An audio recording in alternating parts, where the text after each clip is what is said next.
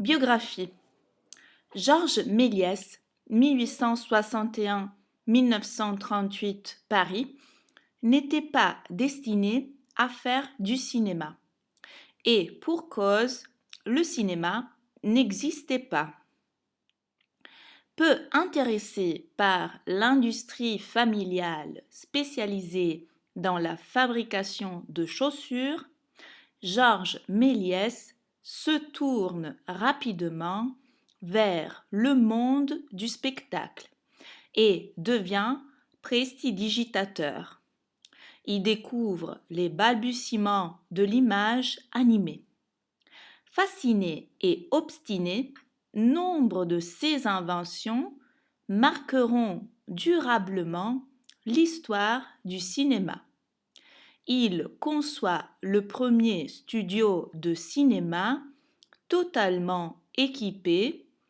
Il scénarise pour la première fois des images animées.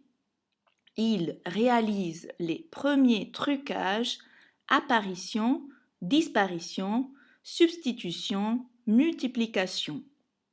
Dans sa tradition d'homme de théâtre, il contrôle toute sa fabrication, de la mise en scène au décor, des acteurs à la diffusion de ses films.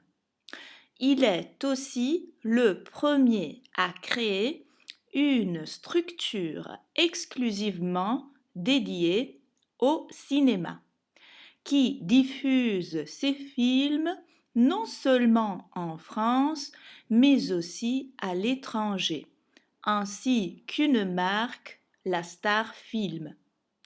Il est d'emblée un réalisateur d'envergure internationale. À la différence de ses pairs, il ne veut pas filmer la réalité, mais conçoit un monde imaginaire ou de reconstitution historique. Filmographie. On estime qu'en 17 ans d'activité, Georges Méliès réalisa plus de 500 courts-métrages de 1 à 30 minutes, en privilégiant 3 genres, la féerie, la science-fiction et la reconstitution historique. Quelques films. 1896.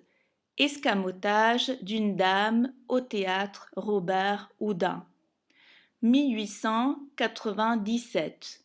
La danse du feu, le premier film en couleur. 1899. L'affaire Dreyfus. 1901. L'homme à la tête de caoutchouc. 1902. Le voyage dans la lune. 1903. La lanterne magique. 1904. Le voyage à travers l'impossible. 1906. Les 400 farces du diable. 1907. 20 000 lieues sous les mers. 1908. La fée libellule. 1913. Le voyage de la famille Bourrichon.